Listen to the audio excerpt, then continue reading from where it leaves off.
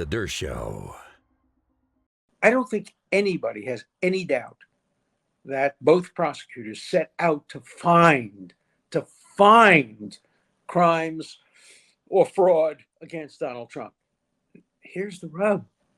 They couldn't find anything because there were no crimes. And so both of them invented crimes and fraud.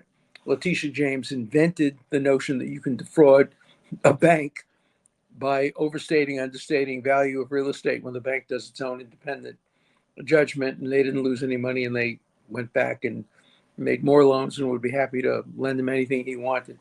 So she invented a fraud. And then, of course, Bragg invented a crime. He couldn't find the crime. Finally, he found what he believed was a crime. That is, making a false entry on a business record saying it was a legal expense rather than, and a legal expense comes from a drop-down, automatic thing where you pick one of 10 things. Legal expense is probably closer. If he had put down construction expense, obviously that would be very different. But then that's not enough because Bragg says, "Hey, wow! I found the crime. He made an illegal entry or a bookkeeper made an illegal entry." And then his lawyers, who know the law better than he does, says, "No, excuse me, District Attorney Bragg. Sorry, but it's barred by the statute of limitations." Oh, darn! I finally found a crime, and it's barred by the statute of limitations, and it's only a misdemeanor. Can't you find a felony? No, we can't find a felony. But you know what we can do? We can concoct a felony. We can claim that the only reason that he or a bookkeeper made this false, probably not false, but entry, the only reason he made that entry was to commit or cover up another crime. And then they say, yeah, but what other crime? Oh, we don't have to know that.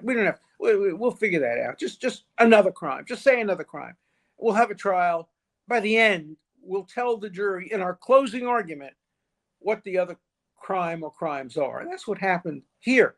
And not only that, but we won't have to prove the other crime beyond a reasonable doubt. And we don't even have to persuade 12 jurors of that. If we can persuade 3 that it was this, 3 that it was this, 3 that it was that, that may get us a conviction. This is the most manufactured, concocted, jerry-rigged crime I have ever seen. It just doesn't work.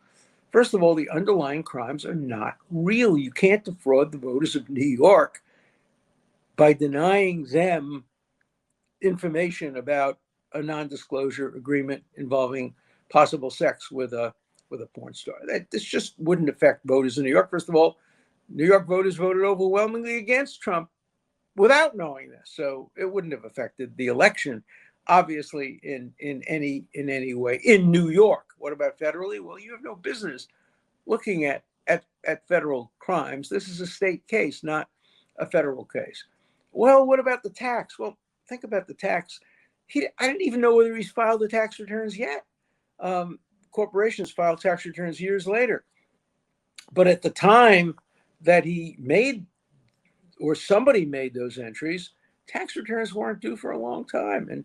And by the way, federal election reports weren't due until after the election. So how could he have defrauded the electors by not disclosing something he wouldn't have had to disclose until after the election was over? It's such an Alice in Wonderland type case. And to this day, I just don't understand it. And how a judge could sit there in this courtroom and not dismiss this case is beyond me.